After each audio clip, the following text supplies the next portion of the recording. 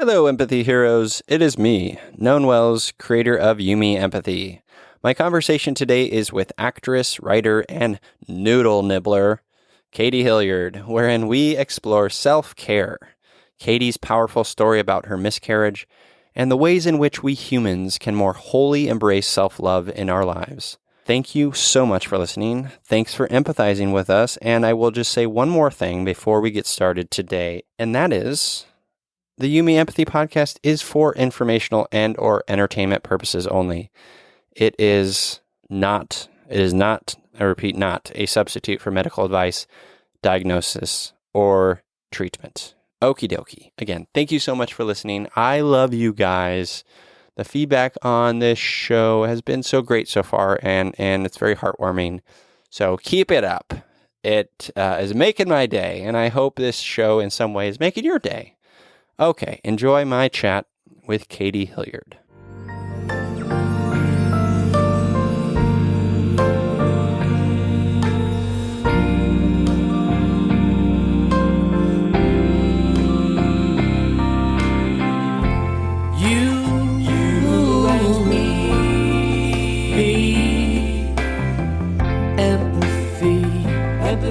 Empathy, la la la, la la la la. You, me, empathy, yeah, la la la. Welcome to episode 4 of You, Me, Empathy, a podcast about exploring the struggles we face in our day-to-day lives as humans trying to get by on this overwhelming and awe-inspiring pale blue dot. The intent of Yumi Empathy is to talk openly, without judgment, about our neuroses, our mental illnesses, our shared anxieties and worries, to create a dialogue that is vulnerable and deeply human and empathetic, and to share that dialogue with others to inspire further dialogue and insight so we can, together, break down the stigma that make us feel shame and guilt for struggling, for feeling our feelings, for being human. Yumi Empathy is a safe place, a conversation between friends, a place to inspire the empathy and beauty in all of us. Today, in episode 4, I'm honored to continue this empathy journey on the topic of self-care with actor, writer, filmmaker, and member of the Sunlight Bouncing Off of Crystal Prisms Club, Katie Hilliard. Hi, Katie. Hi. Sunlight Bouncing Off of Crystal Prisms Club. That's so funny because I was just trying to, before I came on to record with you, I was just trying to take a picture of a rainbow prism that had come from my prism, hanging from my window right now. And then it disappeared right before I could get the picture. But I really do have a crystal prism hanging from my window that is throwing a bunch of prisms around my room. Yeah. So that's really, really, really accurate. It's a club. Anyway, hi. And it's a I'm thing so you're happy into. to be here. Yeah. Happy to have you. Very happy to have you. So before we sort of introduce you a little bit, let's do a quick check-in. This is just a little section of the show where we check in with how we're feeling this week. How are you feeling this week? Wow, I'm actually feeling incredibly inspired and productive this week. Yeah, it feels really full and good and exciting, and feels like possibilities are endless, and ideas are flowing, and opportunities abound. I love that. Yeah, it's really interesting. It's a big contrast from my last week. Why do you suppose you're feeling especially inspired this week? Well, more immediately, last night, friends of mine hosted something called Show and Tell, which of course we all know from like school and stuff like that. People bring in things and talk about them. But what was so cool about it was just a group of people that I didn't know, probably about 30 people. And we all got together. It was a big potluck. We brought, everybody brought a dish and kind of mixed and mingled for the first like 2 hours. And then there was a a show and tell program where everybody brought in a piece of art or something that they're working on that they want to share with the group of people. The people there were primarily artists in some way or another, in some medium or another. So there were filmmakers and writers and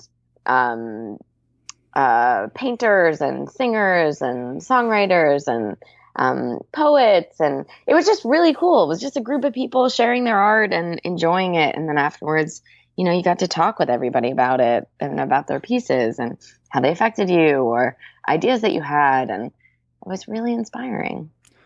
That sounds... So that's why yeah. I'm feeling uber inspired. Yeah. I would too. That sounds amazing. I love those. There's something about those types of communities, and you find them online in certain areas, like, Kickstarter is like a great platform for just people making their thing and connecting with people who feel inspired by that thing enough to support them. Like, those types of communities are really inspiring for me. I was actually just thinking about this last night because, just thinking about how, just I mean, I don't want to call podcasting art, but it is a medium where one can really create the show that they want to create without having to, ascribe to any sort of corporate structure or, thing like that. And that to me alone is very inspiring, Yeah. And podcasting, by the way, is an art. There is an art to it. There is an art to podcasting. And I think that something so interesting is that it's also kind of the wild west of creativity right now and expression, because there is no real set way to do it. So I think it's really exciting that you're having this podcast too, in addition to your other podcasts that I love. So You're very that's sweet. That's super neat. Yeah. What, did you, the show you were at, did you bring anything to the show, any art, or was it you just there for your friends? Actually, I wanted to. So I RSVP'd a little too late to get my short film on the program, my short film that I made. And so I was like, oh man, but I'm really working on breaking through a singing block or anxiety that I have. So I decided to share a song that I wrote with everybody. Oh, wow. That's amazing. Ooh. And it was really fun. Yeah. Did you sing or did you play guitar? I sang it. Unfortunately, at the moment, I don't play any instruments other than sing, which the voice is an instrument in itself. But I don't play any other instruments. I am slowly but surely learning the ukulele. And when I say slowly but surely, I mean incredibly slowly, at turtle speed. But it's just exciting to challenge yourself. I find that, all of the fear and self-imposed I'm using air quotes, but blocks or anything that we put, hurdles, anything that we put in front of ourselves to deter us from, expanding ourselves. They're just meant to be, challenged and faced down and knocked down or busted through or jumped over or whatever. So I like to force myself to do that wherever possible. That's very inspiring to hear. A lot of times those things that we put in that path are, they come from a place of fear or anxiety or, depression or, comparing ourselves to others, worried how it will be perceived, all these things that we all experience. But once you are able to really kind of push through that and are in the muck of creating it's a magical place. Yes, it really is. And when you spoke about the fear, it's the interesting thing for me and something that I really learned in my journey of, through therapy and self-care and working on loving myself instead of hating myself. I I realized, and was taught that fear, the fear patterns that we have in place, they served a purpose. And I, in whatever way, when they first developed, they were serving a purpose to protect me. There's some aspect of it served a purpose to protect me in some way, but they're not necessary now. And so instead of, I used to, and still work on this, and like on a semi-daily basis, but I used to hate that. So I would, instead of accepting it and saying thank you to the fear that is there, that was there to protect me, and accepting it and telling it, I actually don't need this anymore, I would want to slaughter it. I would want to just crush it and slaughter it, and I hated it. And it was another way of hating myself, because all of these things are aspects of ourselves. At least I believe that. So all of these, different fears and different areas of myself are parts of me. And because I have a pattern of beating myself up, I subconsciously try to find ways to do that in every way. So in hating the fears or the habits that I have in place, it is another way of beating myself up. So I have to change that, and I move into a different direction of accepting it and, letting it off the hook. Like, it doesn't need to work so hard. I don't need to be afraid of that anymore. I don't know if that makes sense. But. Yeah, that totally makes sense. I think that, and it's a really important point, because we as humans want to, disregard, the fear, and disregard these sort of emotions or feelings, as we basically project ourselves onto everyone. I mean, at least let me speak for myself. I do, and I've had issues with that in the past. And then when I'm experiencing these emotions of fear, or feeling like I don't belong, or feeling like I don't deserve love, that always comes from a place of, well, valid feelings, and that's like the first hurdle is to, as you put, like, accept those feelings and understand that they're part of you, and they are, or have at some point, served a valid purpose. And then B, just not going there, just being patient and okay, and be patient with the process is a thing that I remind myself often, because I get too much in my head about that stuff. So it's really good to hear that you, Katie, are trying to be more accepting of those feelings when you experience them. Yeah, and it's more like it's accepting, but it's not letting them get in the driver's seat. Sure, it's not accepting and saying like, yes, I'm so happy to have you. It's like, okay, yes, you served a purpose, but you're not necessary anymore. Yeah. To me, yeah. Yeah, totally. There's a difference. Sometimes, I think in my brain, accepting something can be misconstrued as, yes, it's good. Yes, it's necessary for me. Yes, I accept it into my life, but it's not. That's not how I work with that. Yeah, totally. Yeah. Just a real quick check-in for me. Last night we went out with my wife Jessica's sister's new boyfriend. Like we met them for dinner, and after dinner, a group of his friends came over, and I tend to not, as an introvert, I tend to have a lot of anxiety around new people, and it's something I've been trying to work on, but I still get very anxious, and then I go through this sort of emotional sort of process where I just put up my guard. I get real skeptical of their intent. It's almost as it'd be easier for me to think of them as horrible people rather than letting them into my heart, which is terrible.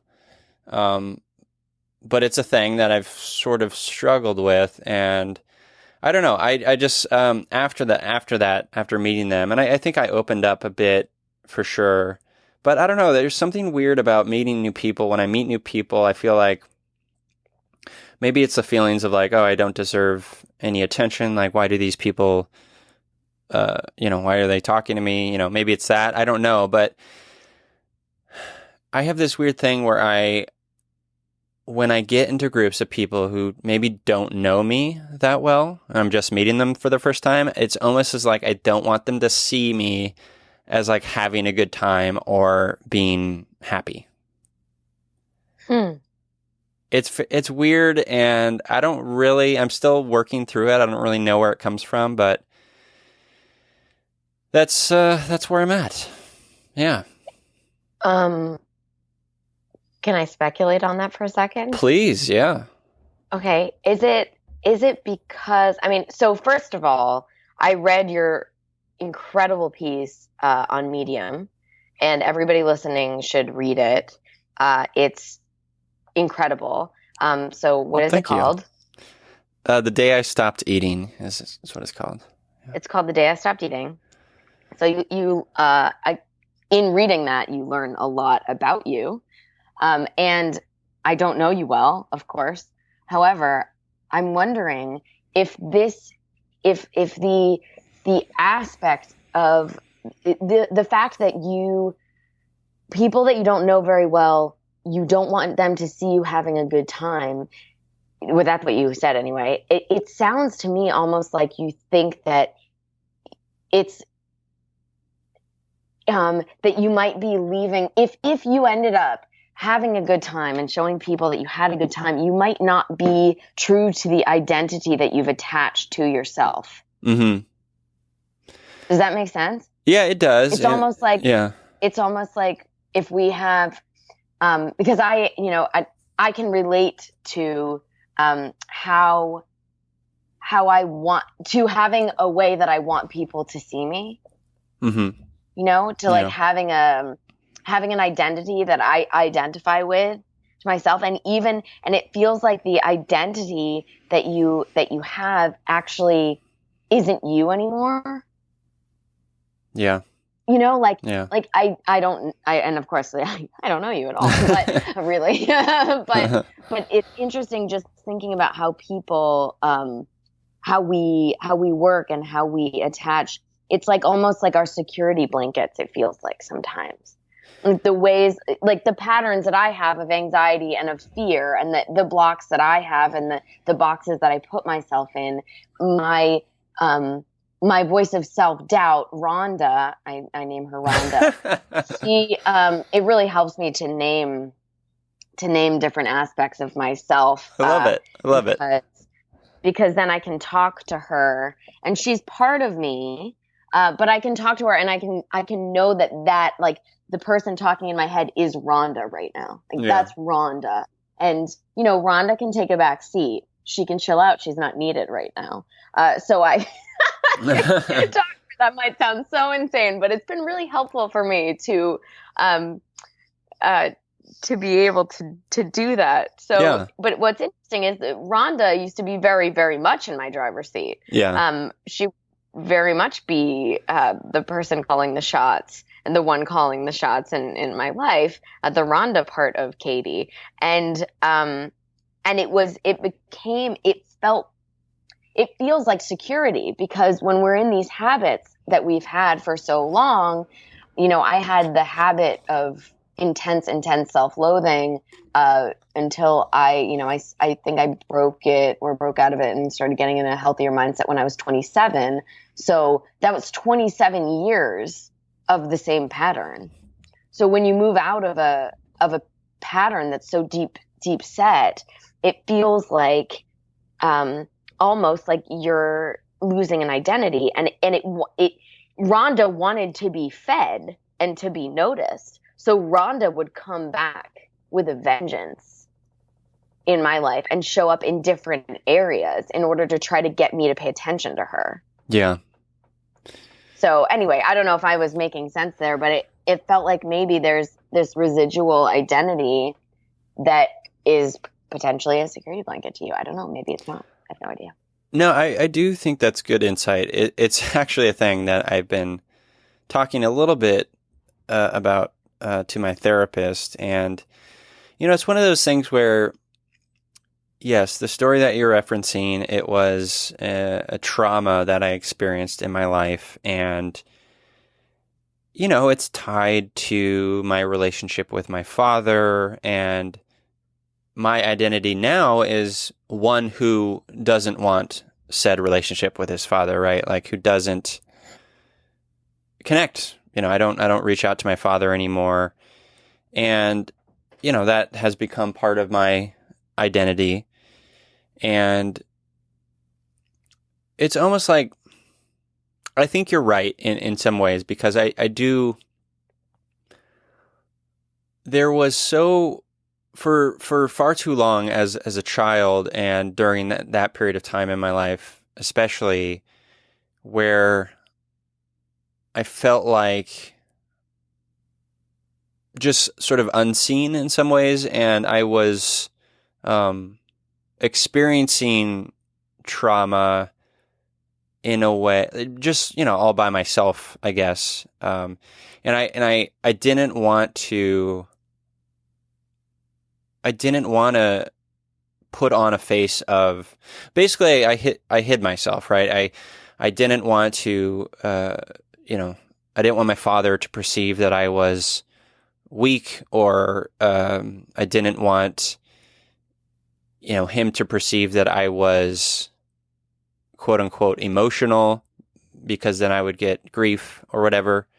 And I think that's still very much a part of me. And I think it's probably related to what I just shared with you.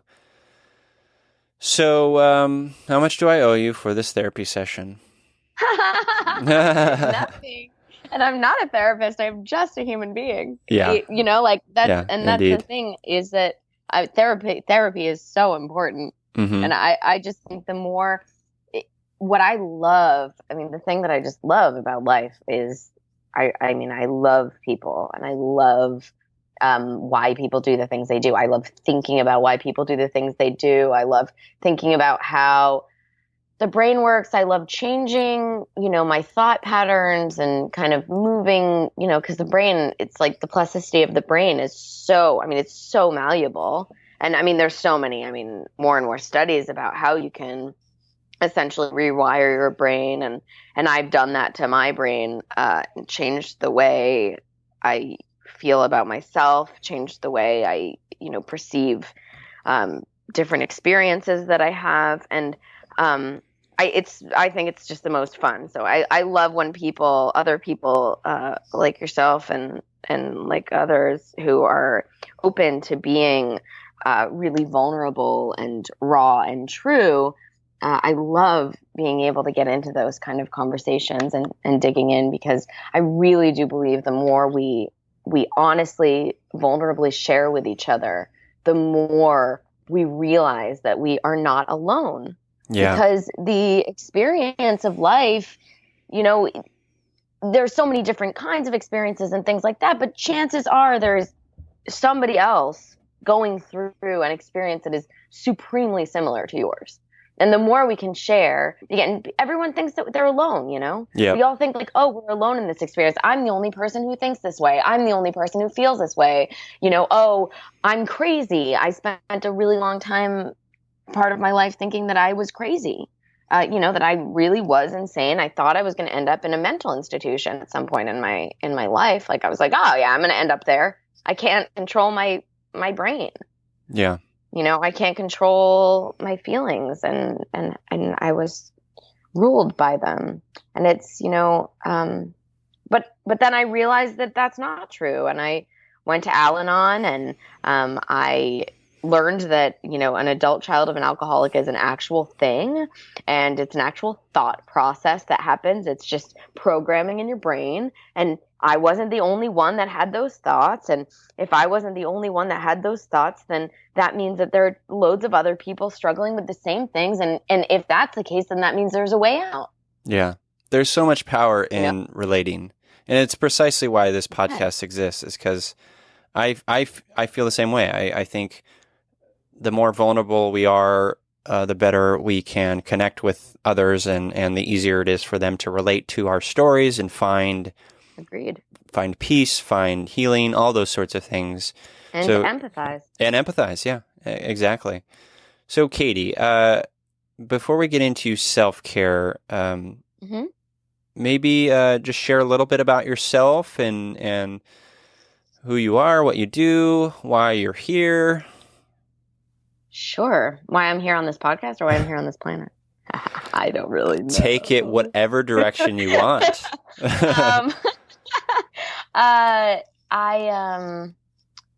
Yeah, okay. So I am an actor and writer, storyteller, and filmmaker. And I did have a podcast called I Feel Ya with Katie and Elaine, which was a very similar mission statement to yours. So I'm so happy that you're doing this. It is okay. I was born in Manhattan and I grew up in Western Connecticut. So I'm like a New York, New England girl, and now live in Los Angeles. And I am a dreamer and a seeker, and I love trying to expand in my thought processes. And I already explained how much I love people. So I really think I'm on this podcast because you're awesome, and you reached out to me on Instagram to be a guest on Joy Sandwich, and I loved that. And then you're awesome again, and you're creating this new podcast. It's amazing. And you asked me to be on that. So that's why I'm on this podcast. I also think that it's my mission in life, I've decided is to just be as openly vulnerable as I can possibly be, and as publicly as I can possibly be, so that we can just start the conversation, the real human conversation. And so that we can all realize that we're all human beings, regardless of where we're from, or the color of our skin, or our religion, or our sexual preferences, or anything like that. So we are all human beings, and we all feel things, and we're in different situations, and quite often similar situations, and we should be open with each other. So that's what I love, and that's what I love to explore. Beautifully said. Why don't you maybe, walk us through your sort of history with self-care, and just walk us through that. So I think because I've always been an empath, and I didn't really know what that was for quite a while. And there are different kinds of empaths, and there's a whole thing. I'm actually only just learning all about different kinds of empaths and things and personalities like that. So anyway, but I would just I feel a lot. I feel many people's feelings, just intuitively, or I don't know where it comes from, but I feel a lot of people's feelings, and I quite frequently was very overwhelmed growing up, because everybody has a lot. Everyone has a lot of different feelings, and I'm a very social person, and I'm fueled by people as well. So it was a really interesting thing, because I'd want to spend time with a lot of people, but I would be so overwhelmed with all of these feelings that I was feeling. What kinds of feelings would you be having? It was more like, okay, for example, I hated living in Manhattan as a child, because any person that we would walk by on the street, I would kind of get a dose of whatever they were going through. And it's not like I knew, like, oh, that person just left her husband and she's feeling this way. That's not what I'm talking about. But I just would feel, it was hard for me to be in a city because there was a lot of struggle.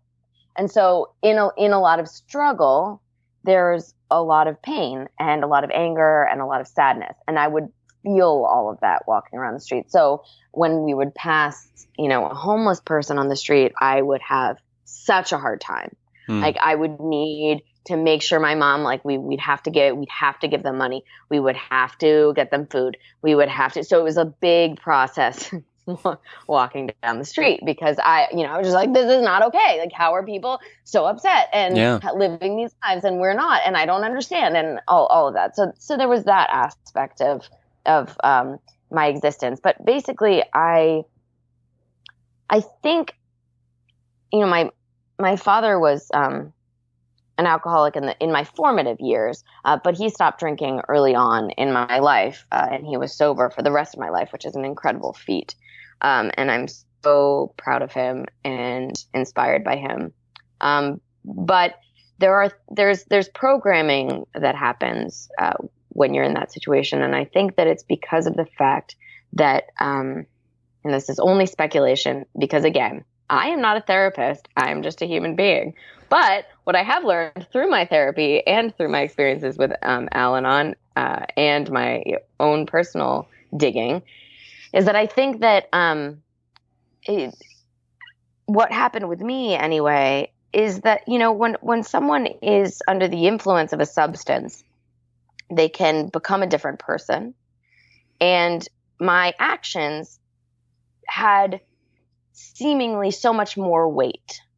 For example, if I were to accidentally, this happened, I accidentally broke, the lid of a ceramic pot, accidentally, didn't mean to, and I broke it, and it was as if I had, burned the house down. Like, that was the reaction that I got from my father for that action. Or if I spilled something, it was a big deal in certain situations.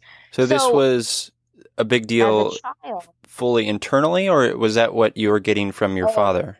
That's what I was getting from my father. Got it. So as a child, then I was a very sensitive person too. So very, very sensitive human little child. And I always wanted to make people feel good and to please. So it was even, it was magnified. It might not have had the same effect on another kind of person. But to me, it was I really internalized all of that. Like, oh my gosh, I made him so upset by doing this thing. Oh my gosh, something that I didn't think was so huge. So then all of a sudden, for some reason, I believe that my actions had so much more weight than they actually had. So, for example, I would think that I was very obsessive. My behavior, my thought patterns were very obsessive. So I'd have to ask, my mom, are you sure, a lot? I would ask her a question. Like, for example, I would leave a message for my friend. If I was calling my friend, I would leave a message for my friend, and I would be so concerned about what I said. Did I say the right thing? Is she going to hate me? Is she going to not be my friend anymore? Did I mess up our friendship because of what I said on the answering machine? Like, it would be an honest belief that that she was going to hate me for something that I said, because my belief is that my actions have so much weight. Right. That I could potentially say, in saying goodbye on a voicemail the wrong way, I could potentially lose a friend. She could hate me.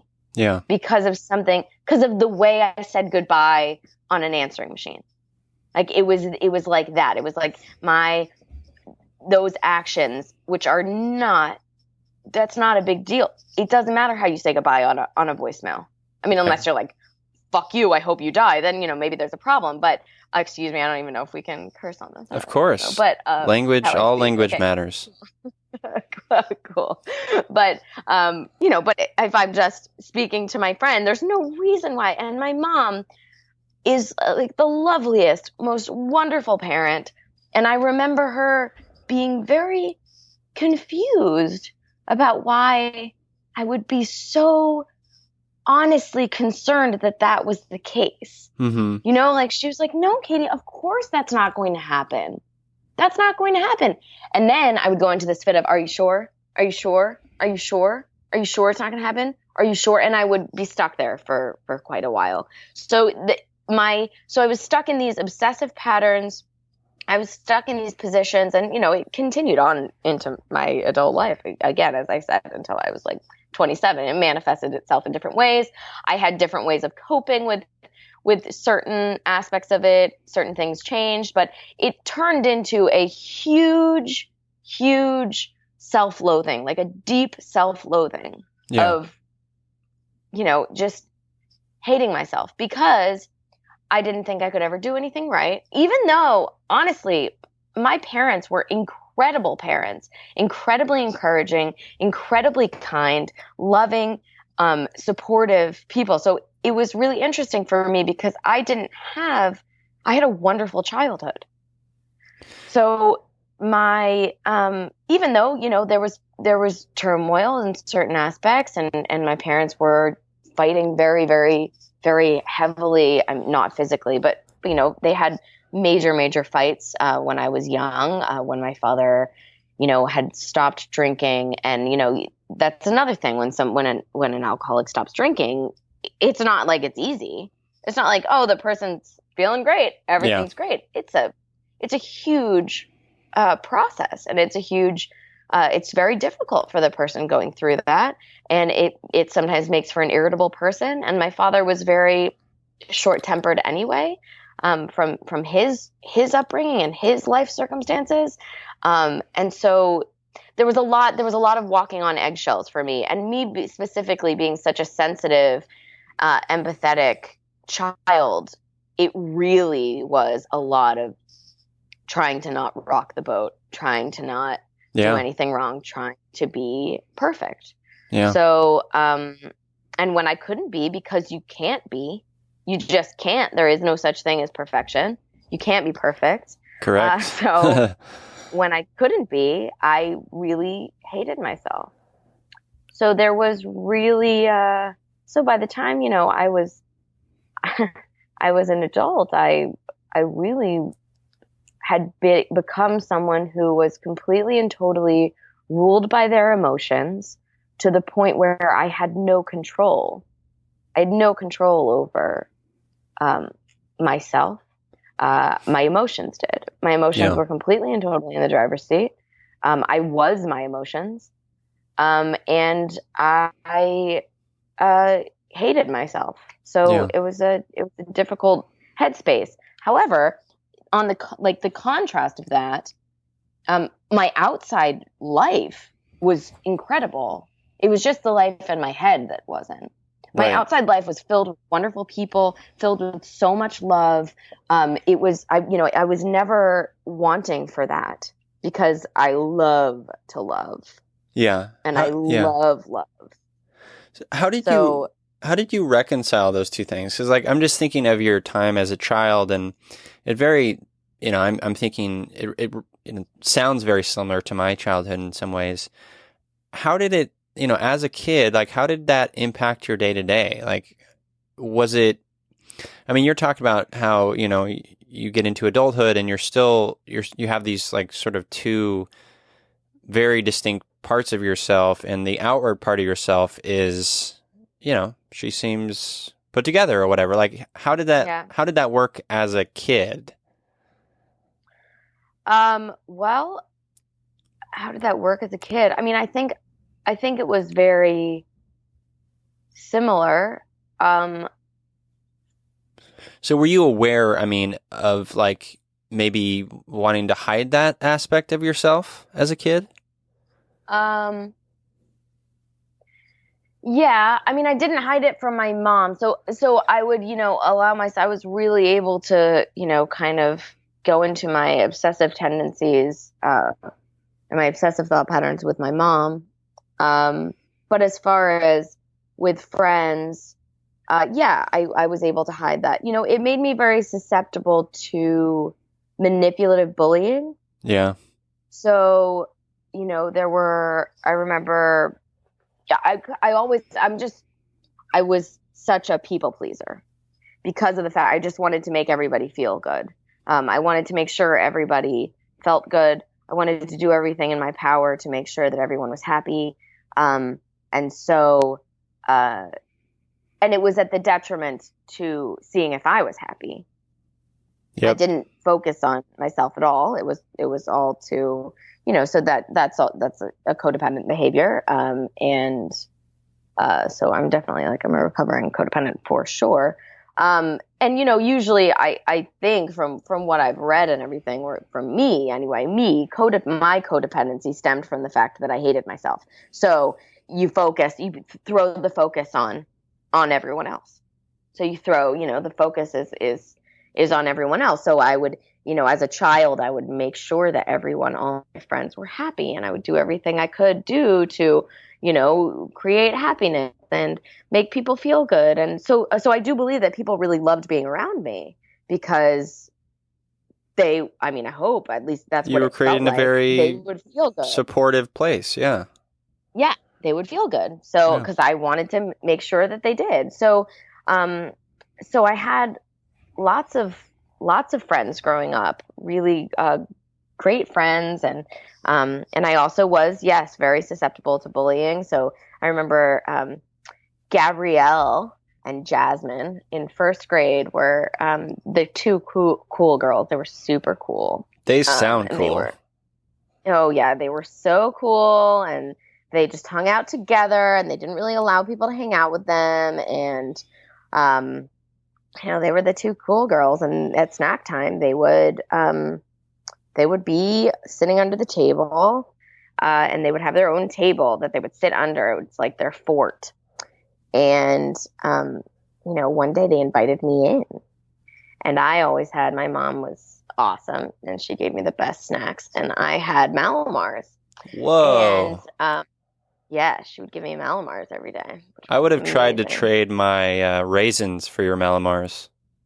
Oh, yeah. Well, trading would be cool, right? Trading's cool. Yeah. This wasn't. This is an experience that I remember very, very, very vividly. So I go in, I'm really excited, inside to be invited in to Gabrielle and Jasmine's fort. Yeah. And, to have snack with them. So I went in with my Malamars. And I would have 2 Malamars, and they looked at me and they were like, "Give us your Malamars," and I said, "No, no. I mean, I'll happily share if you guys want to share one. I'll happily share one, but this is my snack, and I'm not going to give you my Malamars." And they're like, "Oh, well, you're selfish."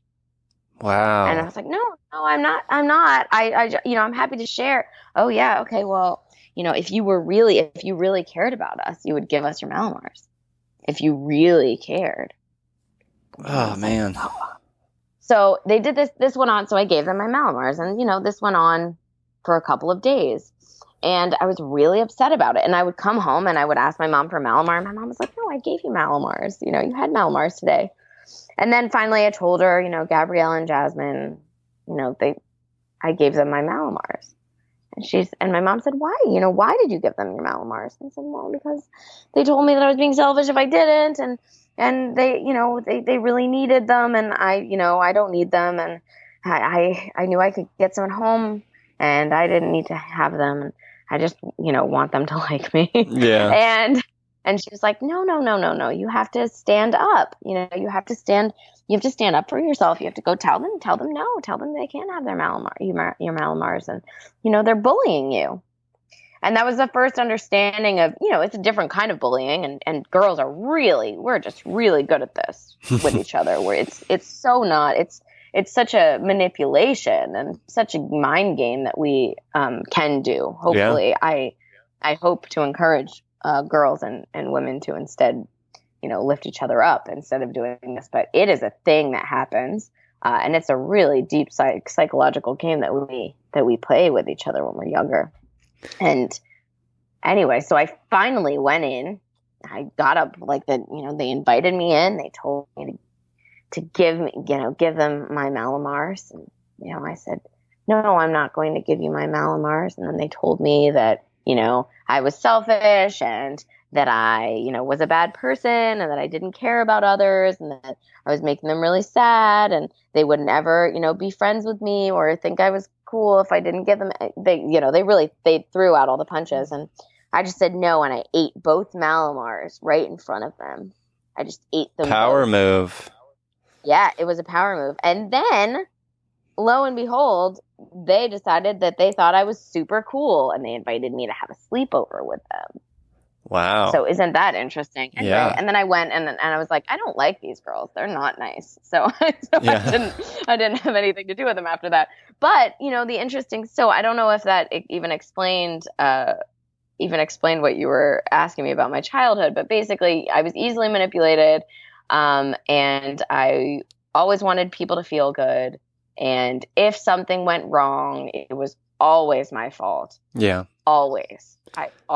I must have done something. What did I do? How could I have changed? How could I have, been different? I was very hard on myself. All my report cards were all, Katie is so hard on herself. She doesn't, Yeah. I would just think that I had so much more power to do things that way more power than people have. Yeah. Over each other, that I didn't have the power that I thought I did over people, but because of, the experiences that I had in my childhood, feeling like my actions held more weight than they did, Yeah. That's a heartbreaking story, and I'm sorry you had to go through that.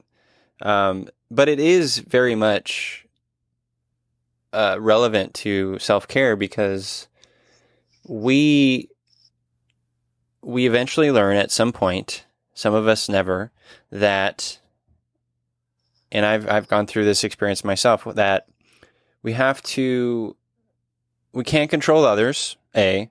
Mm-hmm. We can't, control others' emotions, and we can't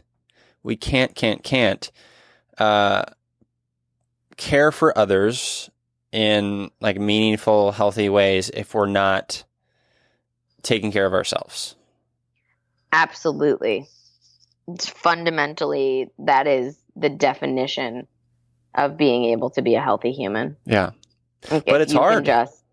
So hard. Yeah. It's so hard. Al-Anon, I learned, it's a term that really helped me move out of my codependency.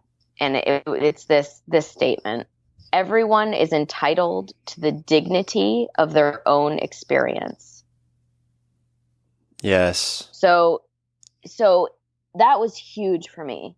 Huge. It was a monumental shift in my perception because, everybody's life is theirs to live. And yes, we need to help each other when we can. We need to do what we can to make sure that everybody is able to have the life that they deserve. I believe. That's what I believe. I really love helping.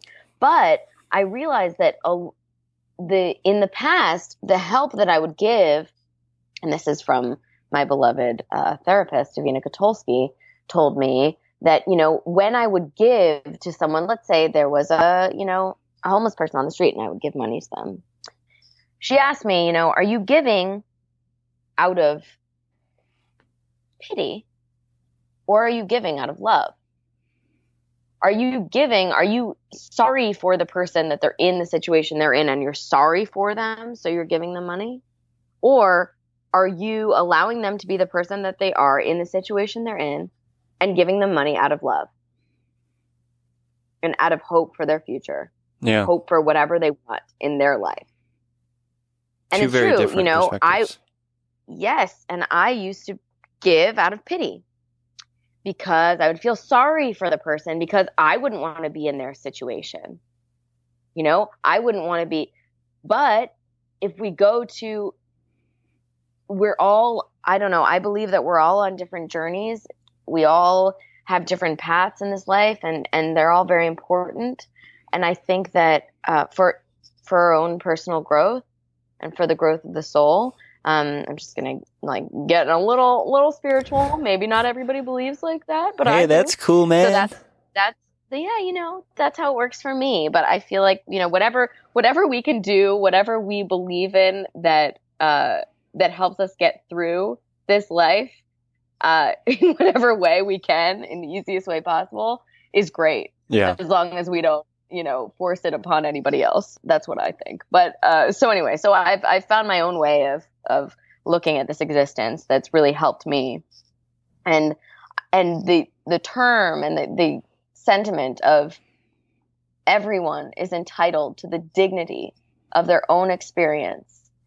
I don't have control over anyone else. The only thing that I have control over is myself, is A, how I feel about myself, B, how I deal with the things that come at me. That's it.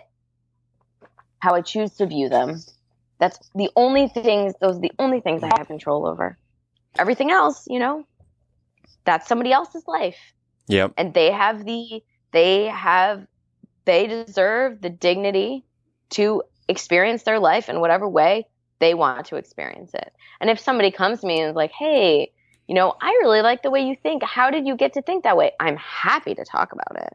But I would never want to, say that somebody should live their life in a certain way.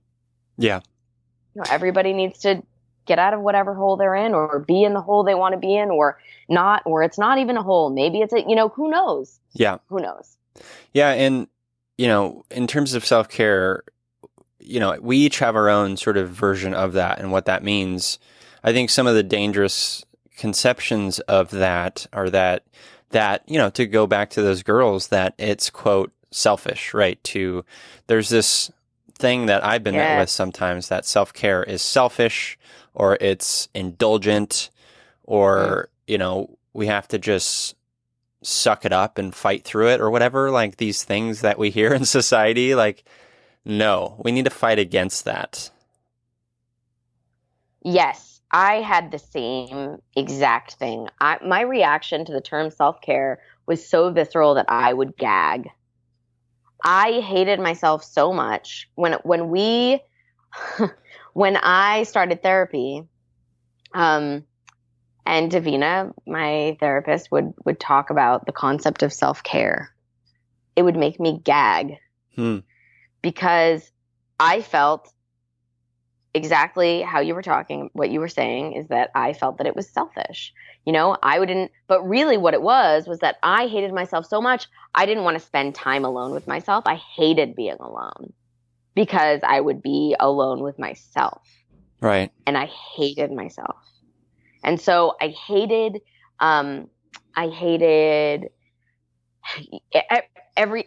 myself. I just deeply despised myself. And so the interesting thing is that, when I started, and she said she understood, that I hated, that I thought it was selfish. She explained to me that it wasn't selfish, and she still encouraged me to find self-care practices and work on that. And so slowly but surely, I was able to allow myself to care for myself and to give myself some self-care, and to slowly but surely fall in love with myself. But it was quite a process. Yeah. It was quite a process. And I had to break a lot of codependent behavior. I had to, it was quite a scary time, because when you're breaking all of those patterns, as I was talking about, it's like, it is your security blanket. It becomes, you're used to this certain way of life. Exactly. And it's what it's what's gotten you through your life up to that point. It is really, it's really venturing into the unknown when you start to shift things and you start to change yourself. And sometimes it's just too scary. Sometimes people just, it's a real leap. I remember when I had to make the leap, and as I said, I've been really lucky. Because I love love, I give out a lot of love, and I get a lot of love. And so my concern was that, I was in a relationship at the time. I'm still with the same man, Kevin. We'll be together 13 years in February. Wow, congrats. And thank you. He's just wonderful. But what was amazing was that I was very concerned, because I knew that I had to make some shifts, and And I was scared that, was my romantic relationship and what were all of my friendships based on my codependency?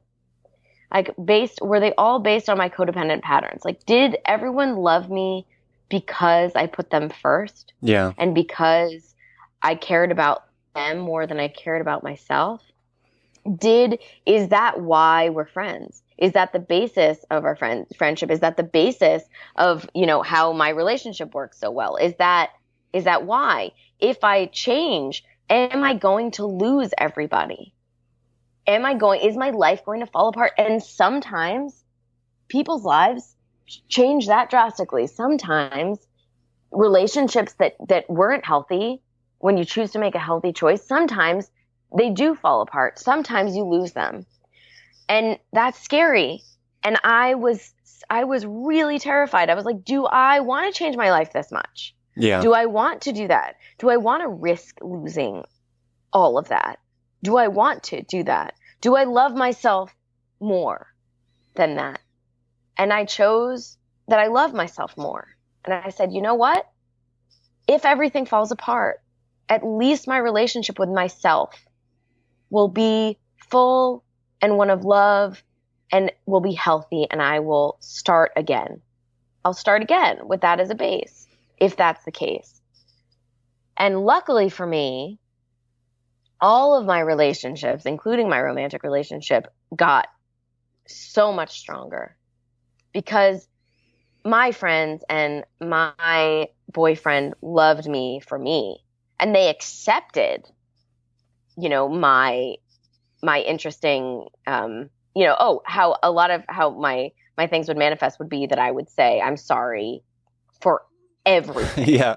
Yeah. I know that one very well. I would say I'm sorry. I mean, it was almost like I was apologizing for breathing sometimes. Yeah. I would say I'm sorry. It was such a part of my vocabulary that I really can't believe it. Some of my friends would tease me lovingly just to kind of bring it into my awareness. They'd be like, oh, are you going to write me a letter? You going to write me an apology letter for that thing that you don't need to be sorry for? Yeah. It's okay. You can, and it would make me realize, oh man, okay, I guess it would bring it to my attention. But, when I started believing that I deserved to take up space and that I deserved and that I was worthy of loving myself, and that I was a cool person with a lot to say, and that I valued what I had to say, and I valued myself, and I loved who I am. When I started allowing that, the apologizing for my existence went away. Yeah, that's understandable.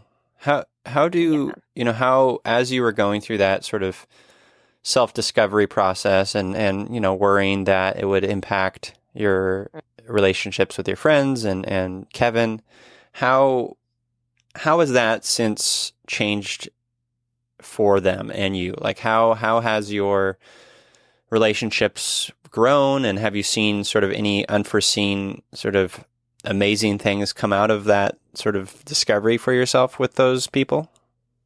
Yes, absolutely. So, I know that was all Kevin wanted for me, was to see me be able to love myself the way he loved me. Yeah. And appreciate who I was the way he appreciated who I was. And he knew it's really incredible to me because he was I'm so lucky to have had him and to still have him through this journey, because he's such a balanced, grounded person.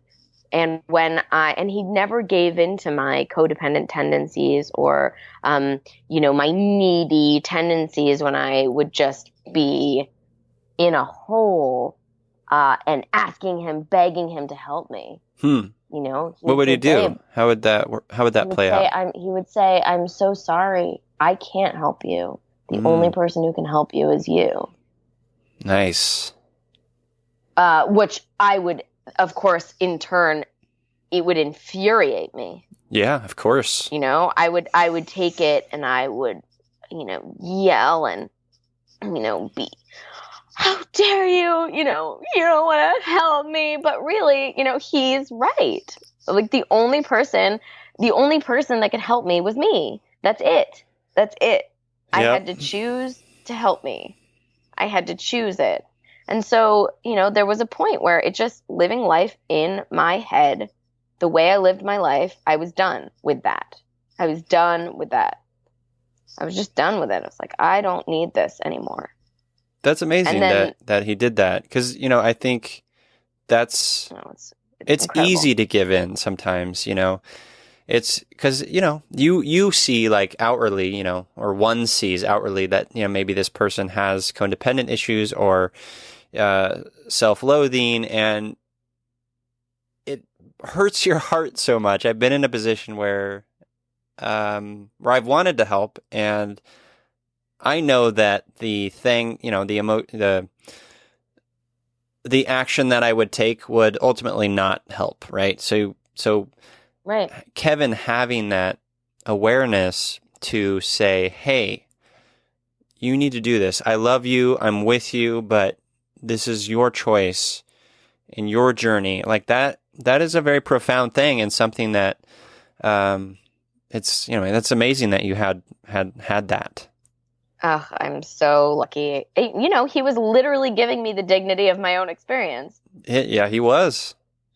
That's exactly what that act is. It's like being in support of someone without attempting to change them, or attempting to show them the way, or attempting to, tell them what they need to do, because all of those things are, even though they all come from a place probably of, definitely, I think for the most part, when you really want the best for someone and you really want them to feel good. I mean, it had to be really painful for him to see me in so much pain and not be able, and know that he can't do anything, and know that it's up to me, and hope that, I will make the decision and do what I can do to change and to move into another way. But he never wanted me to change. That's the thing that was so great. It's like his energy and his intention was never like, you have to change because I need you to be something else. It was really just the fact that he could see the things that were going on with me, and he wished for me to make the decision to give myself a healthier life. Yeah. That's it. But he didn't do it himself, and he didn't try to change me. And it was very, very, it was really incredible. So our relationship now, while it was really wonderful, it is now even better because, I do things for me now. Yeah. And he does things for himself, and we're living our own individual lives while living, a life together, and it's really great. And I have so much less anxiety and fear. I used to be so ruled by fear because really I think my belief was that I had tricked. That's why I was so ruled by anxiety and fear, because I felt like I didn't deserve everything that I had in my life, because I had a great life. I have a great life. I have a great life. I'm surrounded by so much love and such wonderful people that I felt like all of a sudden, the powers that be were going to realize that I, cheated the system and that I didn't deserve this, and they were going to take it away from me. Yeah. That's what it felt like. So I was living in this constant kind of place of fear, and I was afraid of everything, and I was so anxious, and it was because I felt like I didn't deserve the life that I have. Well, you do, as you know, yes, as you know now, and I'm so happy to hear that you are realizing that now. What kinds of things you mentioned that you're focusing on you, and you're doing the things that you want to do. What does that look like for you? Like, obviously going to therapy is probably part of it. Like what other sorts of things? I currently am not in therapy anymore. Okay. We kind of, Davina and I, Davina gave me all the tools. I have so many tools that I use them when I need them. so if there's anything that comes up that like that I don't know, and I'm like, oh, what is this? If I can't figure it out, then I definitely go and talk to her, or you know, yeah, I go and talk to her. But I'm not in regular therapy anymore.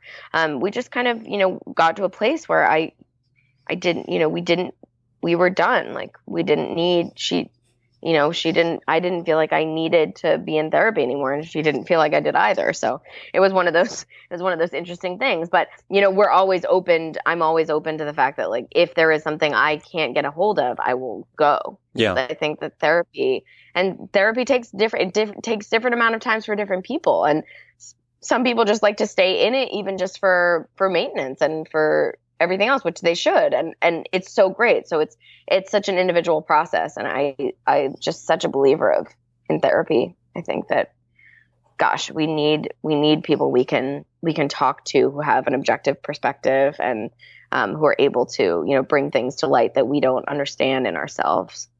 Absolutely. It's so important. Yeah. To changing, the processes. I forget what your question was. It's okay. Yeah, I was just saying, like, what does that self-care look like for you day in and day out? The self-care, well, I mean, it's definitely changed, because now, I've been healthy for 5 years. So, I've had like a really healthy life and process for about 5 years now. So it's changed, and it continues to change because, life happens. And when there are really emotional, really sad things that happen when there have been really sad things that happen in my life that are relatively traumatic, when I dip emotionally, when I'm in a space of, dealing with my dad's death, for example, I was really at a low point. And when my defenses are down, that's when all my old habits come back. And I notice that, my old habits will be like, oh, hey, we can get in now. Oh, hey, hi. Hey, remember this? And, so I found that, Rhonda's like, oh, hey, what's up? You're low? Yeah. That bitch. Yeah, you should be. Yeah. Yeah, she's a fighter. She's all right. She's okay. I've learned to love her and appreciate her, and there's a place for her, but I don't need her to really, she can just kind of stay on vacation. I've sent her to Hawaii, so like I'm like, Rhonda, you go enjoy yourself, stay there. I bought her house. She's like enjoying herself. But I think, self-care looks like, it looks like meditation. Mm-hmm. It looks like, a regular exercise, routine. It looks like going to, the Korean day spa, on a regular basis, and soaking in water and going from the hot and cold plunge tubs. It looks like that for me. It looks like journaling. It looks like checking in. So I check in with myself. I make sure that, I check in on, how I'm feeling quite frequently. I'm like, okay, what's driving? I ask myself, what's in the driver's seat at the moment? If I feel a little off, I'm like, okay, well, what am I allowing? What's driving? Yeah. What's driving me right now? And then when I find that out, if I don't like what's in the driver's seat, I change it.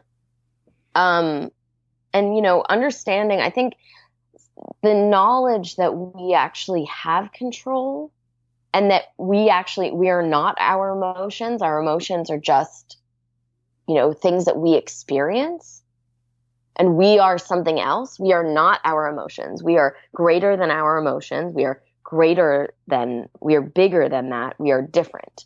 We are a separate entity. So we experience emotions. And for me, that was huge. So self-care, looks like that.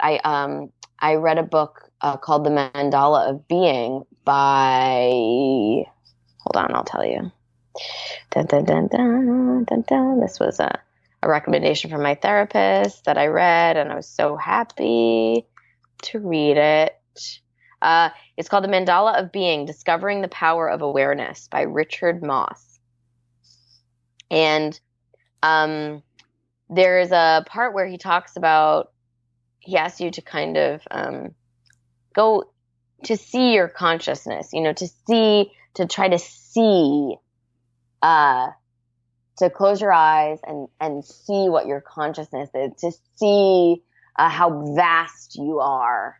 And basically talks about the fact that if you're looking up, our emotions. And instead of saying, he talks about changing the verbiage of I'm sad and I'm happy and I'm angry to here I am experiencing sadness. Here I am experiencing anger. Here I am experiencing happiness. Then all of a sudden that shift in perspective, that distance from the emotion makes you realize that oh, you can change that. You can change that. And then by thinking about the emotions as kites, you can either hang on to a kite or you can let it go and grab a new one. And I think about that all the time. If I feel like sometimes I'll just visualize letting go of something and grabbing a new thing, because we do have that amount of power over our thought process and over our brain. And every moment is the opportunity for something new. Because all of this life is one present moment, one moment right now. That's all it is. Otherwise, it's just the past or the future. Yeah. So when we think about things like that, that gave me an enormous amount of peace, because the more we can check in our present moment to see how we're feeling and what's driving us and where we are, then we can shift it if it's not something we enjoy. Because really, our purpose and our point should be for us to have the best time in this present moment. Mm-hmm. So the more I do that, that's what self-care looks like for me. The more I do that, the more I enjoy the present moment, no matter what's happening, even if it's something awful, understanding that it's not going to be awful forever. And that the next moment, I could be laughing. Yeah. Because that's what I realized in the experience of the loss of my father. I had never been through such grief. And I realized, wow, in just being present, my intention when I was going back to North Carolina, knowing that he had had a heart attack and was, on a breathing machine, but wasn't necessarily there anymore. I knew I was going to be, the trip, I was going to be saying goodbye to him. And I made a pact with myself that I was going to be as present as possible and to not allow myself to hang on to a specific emotion or a specific place, and to allow myself to just be present moment to moment through this experience, because the experience has a lot to teach me. And it's the only time I'm going to have this particular experience. And I need to, absorb it. And so in that pact with myself to be present, I realized the power of, how I could be sobbing in 1 minute, and the next minute something would happen and I would be laughing. Mm-hmm. And the fact that we have that power, and that life is moment to moment, and you can shift it at any moment. It can change at any moment. And that we keep things stationary and we hang on. I do anyway. I hang on to moments. Yep. I can hang on to emotions. And maybe the thing that's happening right now isn't actually sad, but I'm still sad, Mm-hmm. And sometimes we can be sad, and we should be. Sometimes allowing ourselves to sit in the sadness is great, but just not manipulating it, not making sure that we aren't the ones keeping ourselves in the sadness. Right. Because we need to experience sadness, and sometimes sadness lasts for days, and sometimes, but that doesn't mean you can't laugh while you're sad. Yeah, I'm sorry you had to go through that with your father. That's tough. That's really tough. And I'd imagine that, anyone going through an experience like that, it's very easy to, as you said, hold on to, picture an experience with him or Mm-hmm. memories of him, or projecting into the future and thinking, oh, what is my life going to be without him, right? Mm-hmm. Yep. And shedding those and embracing that moment and how it's affecting you in that moment is a very powerful thing. So kudos for doing that. Oh, thank you. I mean, it's not like I didn't do a whole bunch of the other stuff too. Sure, It was sure. it was a constant decision. Yeah, And yeah. that's what self-care ultimately looks like for me. It's a constant decision. It is a constant process of caring for myself, of making sure that the thoughts I'm having are conducive to what I want, to what I want to put out into the world, to conducive to my best self, conducive to the experience that I want to have. And I think the more we can, put our oxygen mask on before helping others, that concept is very important. You know, get to a place where you love yourself. And then it feels like, or at least in my experience, and in the experience of other people that I know who have succeeded in this process, your life changes to match that place. Mm-hmm. Your life, the people you attract into your life, are people who love themselves or who are working on loving themselves. Similar people, similar energies, you attract that which you put in and put out. That you do. So, Yeah. and it's such a shift. And I think that the fact that we all are able to make that shift. And, listen, I'm speaking as someone who is very lucky. I'm not currently in a war zone. I'm not currently, having to fight for my life or having to find shelter or having to find food or having to find water. Like, I'm not in the immediacy of, there are so many different people who are in different circumstances than I am. And I'm very aware that my life is one of privilege, and I'm extremely grateful for that. I'm grateful that I'm not fighting for my life and looking for shelter right now. And what I'm trying to do is to do my best to appreciate that and to love myself and be grateful for that experience, so that I'm able to do whatever I can do to help others. That's really my desire. So I'm very aware that, someone in a war zone can't necessarily do the self-work. They don't have the space to do the self-work that I do because I'm not in a war zone. They need to find food and find shelter and be safe. Right. And that's different.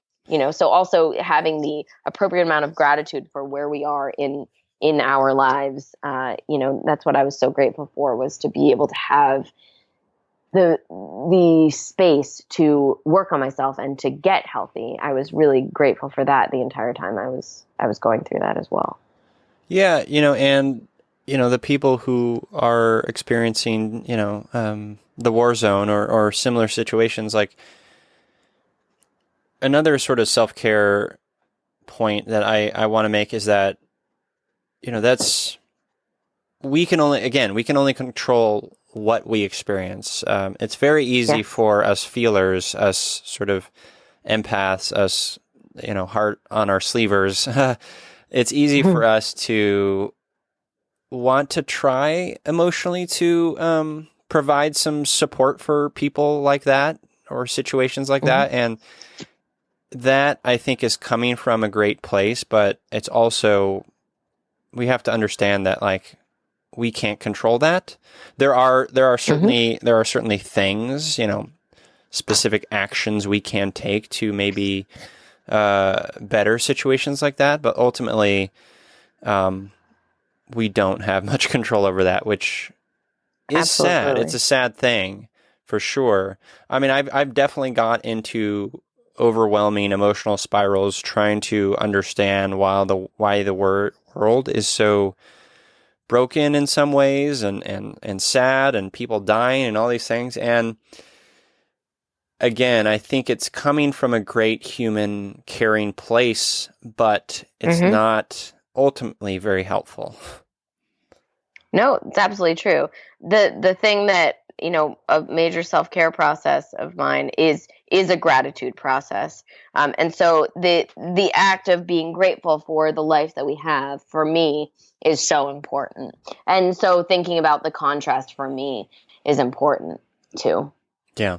But I know exactly what you're saying. You're absolutely correct. Like, there is nothing we can do, but we can be grateful that we are not in that place. Sure. And we can be grateful and understanding of the fact that we are blessed with the specific life that we have currently. And I'm not talking about spiritually blessed. I'm just talking like we can be grateful for that. Gratitude is huge for me absolutely. in my self-care process. Totally. Yeah, that was a really good point you made. Oh, well, thank you. You're so cool. I am just the coolest. You are. You're really cool. I like you a lot. So I wanted to bring something up. You had graciously mentioned my story on Medium, and I wanted to bring this up if you're okay with it. I read your recent story you published on Medium called On Getting Pregnant and Losing It. Thank you. For everyone listening, it's called On Getting Pregnant and Losing It, and it's just very beautiful. I wanted to maybe bring that up in the context of self-care and how that process went for you, if you're okay with talking about it. Absolutely. Yeah. So I got pregnant. And I had a miscarriage at 11 weeks. This was about, so it'll be almost 3 months now, that, I experienced a miscarriage. And, it's interesting because it's an experience that isn't really talked about. It's kind of taboo. It's an experience that's so common, and I was amazed to learn how common miscarriages are. Apparently 1 in 4 pregnancies end in miscarriage. Sometimes it's very early. Sometimes people just think it's a late period, that comes. Some people don't even realize they're having a miscarriage. But I was struck by I was so excited. I was first of all, excited to be pregnant. It was my first pregnancy. It's something that Kevin and I have definitely wanted, but we hadn't decided that it was like time yet until before I got pregnant. We had decided like, okay, there's never going to be the right time necessarily. And this is something that we both want. And I turned 33 this year. And I was like, who knows? It could take a while. And if it's something that we really want, we should just, go ahead, whatever. Mm-hmm. Okay. So maybe I'm not as far in my acting career as I want to be, maybe or as I thought I would be when I had kids or whatever. But, there's never really a right time. So we just decided, to see what happens. So it was a great, it was very exciting when I got pregnant, and it was such an interesting experience, such a different lens to view the world through during that time. And when we went in for the 11-week ultrasound, and we were very excited for this appointment because we hadn't been in since a 6-week checkup. So we were super excited, and we went in and on the ultrasound, it was just an open black hole. There was nothing there. And our OB was very surprised, and we were crushed because it was such a shock too. I hadn't been bleeding. I didn't know that it had happened, or that it was happening, or that the pregnancy was no longer valid.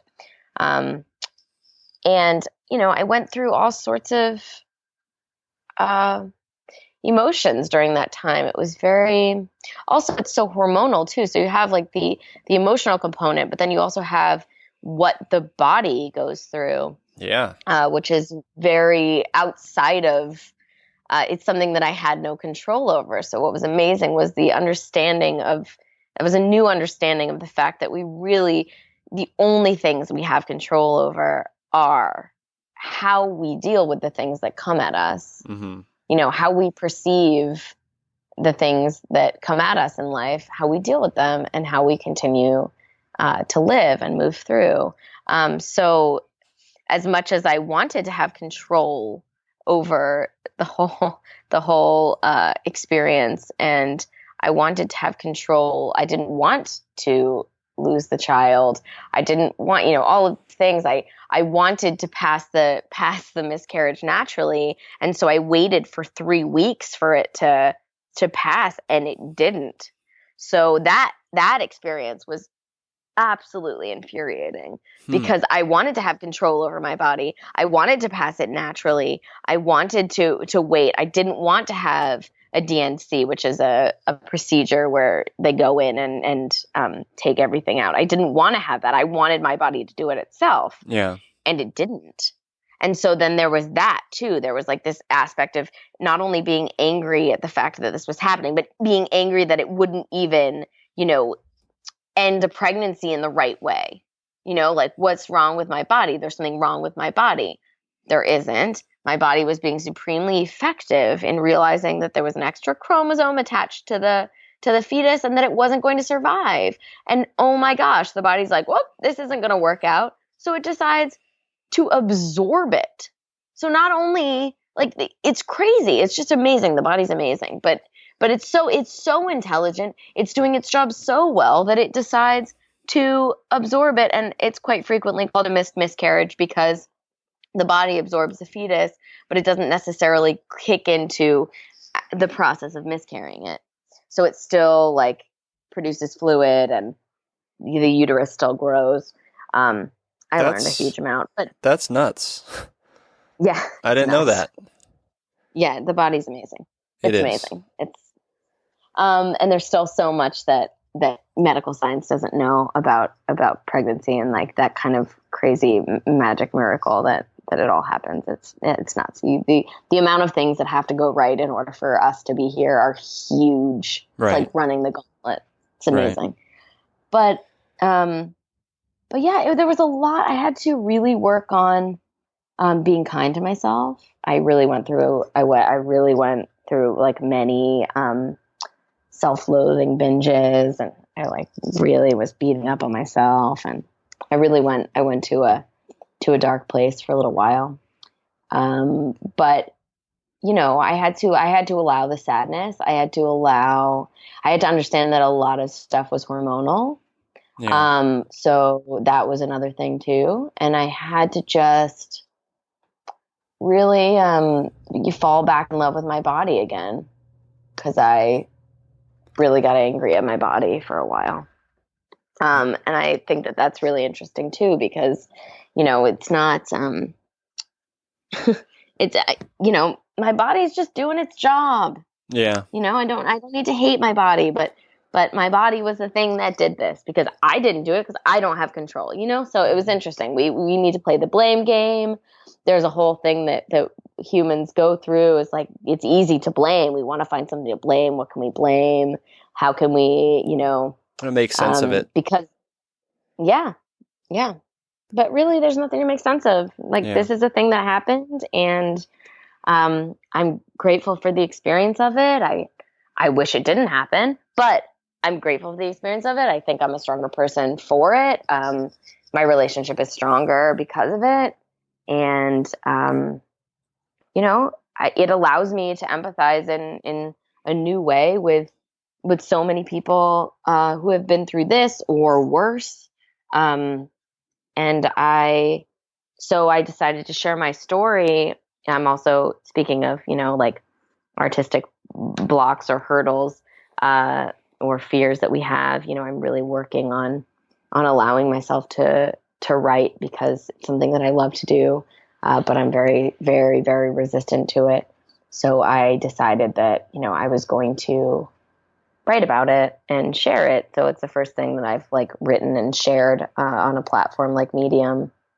And that was a big push too. Like, come on, do this. You got this. Let's, let's go, let's do it. And then sharing it, that was a big push. But, I really wanted, because in the, practice that you and I are trying to have with our life, I'm not the only person that has experienced that. And to be able to share it and, to share it with others makes others realize, that maybe they have somebody to talk to. They can reach out to me if they don't have anybody, or, if, just so people know that they're not alone. Exactly. Because, there's a lot of shame that goes with it comes like hand in hand with miscarriage, which really should not be the case. It really shouldn't be. There shouldn't be a shameful thing. So many people experience it. And the more I talk about it, the more people are like, oh yeah, oh my gosh, I had 2 with, my mom had 8, or, oh my, everyone has a story. Yeah. Everyone does. And the more I share, the more I realize, wow, the more I realize I'm not alone. So. Yeah. Well, I'm so glad. Yeah. I'm so very happy that you did share it, because it is a moving portrait of, someone experiencing a trauma and trying to understand it and try to process that. And it sounds like you've done a, remarkable job emotionally and understanding and working through it. And like you said, it's putting this story out there, this very real experience that you had, and giving other people a chance to relate, which is precisely why we're here. I believe that as well. On this podcast and on this planet. Yes, that's what I believe as well. Yeah, indeed. Well, thanks for sharing that. Absolutely. I wanted to just run down a quick list of some fun ways to focus on self-care that I found on Psychology Today. Just a few of them. Yeah, just a few of them that I felt like were fun, and I do myself in terms of self-care. So I'm just gonna rapid fire list here. Okay, snuggle under a cozy blanket, take a hot shower or warm bath, cuddle with a pet. I do that a lot. Stare up at the sky, but not at the sun like Trump. Take yourself out to eat, watch a movie, journal, as you do, Katie. Go for a photo walk. I like that one a lot. Clean out a junk drawer or a closet. That's something that helps me for sure. Immerse yourself in a crossword puzzle. Take a drive. Read something on a topic you wouldn't normally. I like that one a lot. On the emotional level, practice self-compassion, accepting your feelings, laugh when you can. Yoga, go for a walk or run. Running is a huge part of my self-care, so that one is very important to me. And on the social side, support groups, like those are huge, and I think are big. One thing that I've been in for 6 or 7 years is a book club. And sometimes we don't even read the book. It's just nice to like connect with people who like books, and so that's a fun one. Yeah. So those are some ways to self-care. Any to add to that? I think those all sound great. I love the looking at the sky, or like just looking at a plant. For me, I would take a walk and I would just look at a flower and I would ask, how did you get here? And I would think about the process of coming to be. Oh my gosh, I have to share a quote. Just remembered. Oh, please. I have to share it. Hold on. It's very, very apropos. Hold on. I have to find it. You can cut out this part of me searching through to find it. Unless you want to keep it, whatever you want to do. Where are you? Oh my God, it's so good. I can't wait to share it. Here we go. Ready? It's by Cynthia Ocelli. For a seed to achieve its greatest expression, it must come completely undone. The shell cracks, its insides come out, and everything changes. To someone who doesn't understand growth, it would look like complete destruction. Huh. I dig it. I just love it. And I think about that with a flower a lot because flowers start as seeds. They bust on through, break through that seed, they grow, and all of a sudden they're just this magnificent, colorful thing that quite frequently smells good and attracts bees and essentially just makes the world keep going. Hmm. Yeah, I'm glad you brought up the nature aspect specifically, is because I'm often feeling very humbled by nature, and Mm-hmm. I think that's one of the sort of prime objectives for me to go out into nature, is to be humbled by the beauty, to be humbled by the complexity and the sort of amazingness of a flower sprouting from a seed, you know? So, Yes, yes, yes, yes. It's s- absolutely awe-inspiring. yeah, indeed it is. So before we wrap up, we've been doing a segment on the show called Empathy Heroes. Mm. I'll go first, just real quick. It's a quote that I found, I don't know, a couple days ago by E. E. Cummings, and I just really liked it. He says, quote, "To be nobody but yourself in a world that's doing its best to make you somebody else is to fight the hardest battle you are ever going to fight. Never stop fighting." Mm.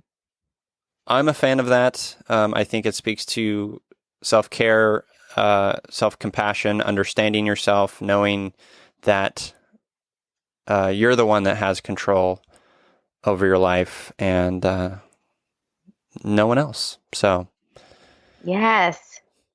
yeah. I How love about you, that. Katie? Any empathy heroes in your life? Yes. Diana Castle of The Imagined Life. She is my mentor, and I took classes with her for a couple of years. I have stopped, but I will be going back at some point.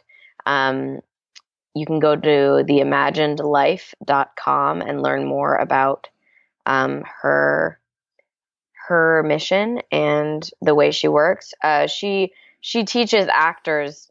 She teaches like the expansion of the empathetic embrace as it relates to actors specifically.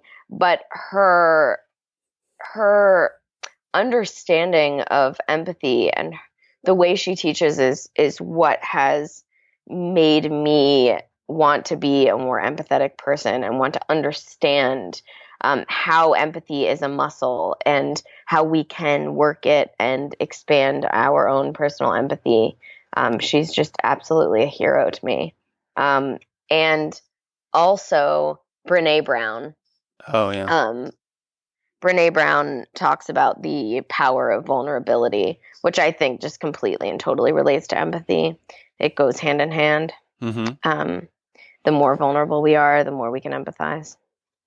Indeed. Yeah, I actually reached out to Brene Brown's people to see if I can get her on this podcast. Yes.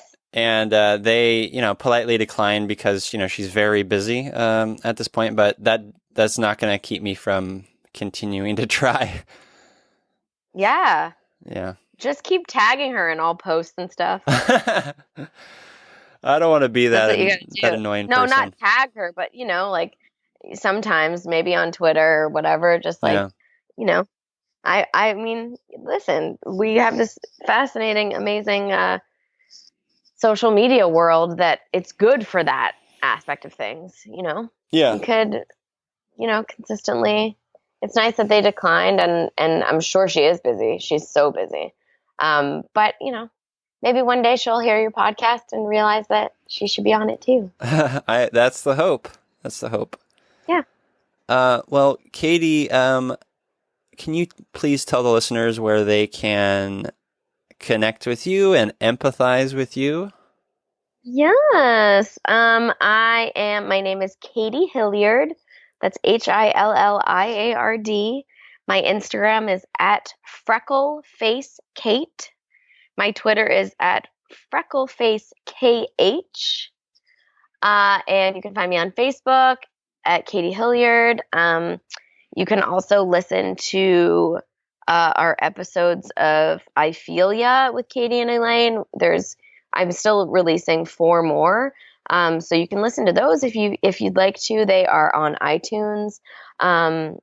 And you can find I Feel Ya on Facebook. You can look up I Feel Ya with Katie and Elaine on Facebook and connect with me there. Yeah, that's how you find me. Awesome. Mm-hmm. Special thanks to, so I was just about to say special thanks to my friend for doing the music. Obviously, you're not listening to this music, Katie, at the time, but this morning, so as I'm building the show, this is, I guess, for the listeners, but as I'm creating the show, the timeline of this is not going to work out for you listeners. Sorry, but we're putting. He sent me his. He's doing the intro music and outro music for You Me Empathy, and he sent the sort of final cut to me this morning, and it is so delightful. I listened to it like 12 times in a row. It's just. Aww. It's like this funky, sort of soothing, just joyous beat, and I love it so much. So I just wanted to thank David for doing the music you heard at the top of the show and at the end of this episode. You Me Empathy is on Twitter and Instagram at You Me Empathy. I'm also creating a Facebook group. By the time this episode comes out, there will be a Facebook group where we can sort of continue this conversation if you want to, just a safe space for listeners of You Me Empathy. And then you can reach me if you want to be on the show, or if you have guests in mind, or if you just want to connect, you can reach me at youmeempathy@gmail.com. And then, as I always do, close out the show. Well, again, thanks to my guest, Katie. Thanks for being here, buddy. Thank you for having me. Of course. And to end, I'm going to say, I'm here, you're here, we're here together on this wayward, overwhelming, awe-inspiring pale blue dot. We have each other. It's you, me, empathy.